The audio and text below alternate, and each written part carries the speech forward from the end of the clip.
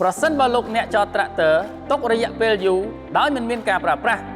ហើយប្រើប្រាស់មិនត្រូវតាមបច្ចេកទេសនឹងធ្វើឲ្យមានផលប៉ះពាល់ទៅដល់អំប្រយារបស់ត្រាក់ទ័រអ្វីខ្លះคลิปនេះនឹងមានចម្លើយ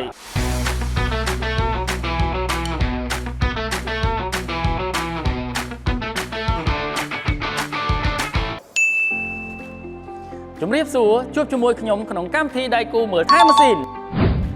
ថ្ងៃនេះខ្ញុំនឹងមកណែនាំពីវិធីសាស្ត្រនៃការចតត្រាក់ទ័រទុករយៈពេលយូរនិងវិធីសាស្ត្រនៃការលៃតម្រូវរយៈសើរបស់ឈ្នាន់អំប្រយាដើម្បីឲ្យដឹងថាអំប្រយាស្អិតអំប្រយាឆេះឬធ្វើការមិនមានកម្លាំងហើយពិបាកក្នុងការបញ្ចូលលេខជាដំបូងមកមើលវិធីនៃការត្រួតពិនិត្យតើយើងធ្វើការត្រួតពិនិត្យបែបណាមុនពេលធ្វើការត្រួតពិនិត្យយើងត្រូវធ្វើការចតត្រាក់ទ័រឲ្យនៅទីតាំងរាបស្មើហើយលេខចម្បងឲ្យនៅទីតាំងផ្ដាច់លេខនិងឧបករណ៍ផ្សេងៗឲ្យនៅទីតាំងទាបបំផុតហើយធ្វើការដកកូនសោចេញនិងចុះពីលើត្រាក់ទ័រហើយយើងធ្វើការត្រួតពិនិត្យដើម្បីឲ្យសុវត្ថិភាពវិធីនៃការត្រួតពិនិត្យដោយយើងធ្វើការយកដៃទៅសង្កត់ទៅលើឈ្នាន់អំប្រយា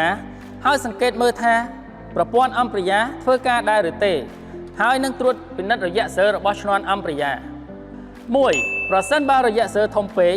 នឹងមានផលប៉ះពាល់ទៅដល់អំប្រយាមិនផ្ដាច់ចេញពីកង់យោងហើយពិបាកក្នុងការបញ្ចូលលេខនិងមានផលប៉ះពាល់ទៅដល់ពីញង់លេខនៅផ្នែកខាងក្នុង2រយៈសើឈ្នាន់អំប្រយាតូចពេកនឹងធ្វើឲ្យស្បែកអំប្រយាមិនអឹបជាមួយនឹងកង់យោងនៅពេលដែលយើងធ្វើការដាក់បញ្ចូលលេខត្រាក់ទ័ររត់មិនមានកម្លាំងវិធីនៃការលៃតម្រូវរយៈសើរបស់ឈ្នាន់អំប្រយាដោយយើងយកបន្ទាត់ដែកមកធ្វើការវាស់ហើយតម្លៃធ្វើម៉េចឲ្យត្រូវតាមស្តង់ដារនៅក្នុងសៀវភៅដែលបានណែនាំ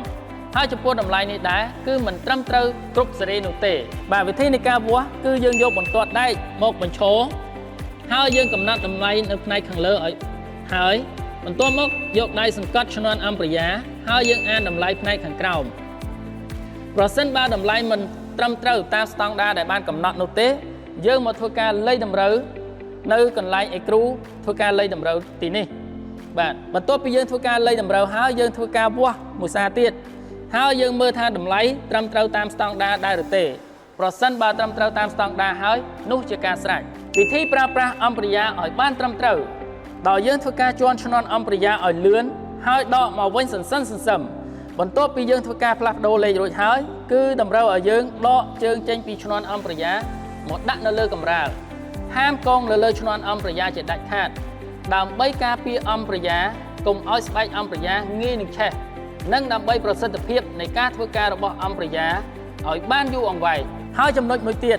នៅពេលដែលយើងចតត្រាក់ទ័ររយៈពេលយូរដើម្បីការពារកុំឲ្យស្បែកអំប្រយាស្អិតគឺតម្រូវឲ្យយើងធ្វើការដាក់កន្លឹះឡុកឈ្នាន់អំប្រយាដោយយើងធ្វើការសង្កត់ទៅលើឈ្នាន់ហើយយើងទាញកន្លឹះឡុកមក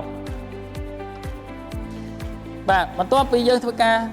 ឡុកហើយមានន័យថាស្បែកអំប្រយាគឺវានឹងផ្ដាច់ជាមួយនឹងកង់យោងបាទដើម្បីការពារកុំឲ្យអំប្រយាស្អិតជាចុងក្រោយសង្ឃឹមថាคลิปវីដេអូនេះនឹងមានប្រយោជន៍ទៅដល់អ្នកប្រើប្រាស់ត្រាក់ទ័រទាំងអស់ដែលអាចលៃតម្រូវរយៈសើរបស់ឈ្នាន់អំប្រយាបានដោយខ្លួនឯងយ៉ាងត្រឹមត្រូវសូមអរគុណសម្រាប់ការតាមដាននៅคลิปវីដេអូនេះកុំភ្លេចចុច like ចុច share ដើម្បីកុំឲ្យខកខាននៅវីដេអូល្អៗពី Kubota សូមអរគុណ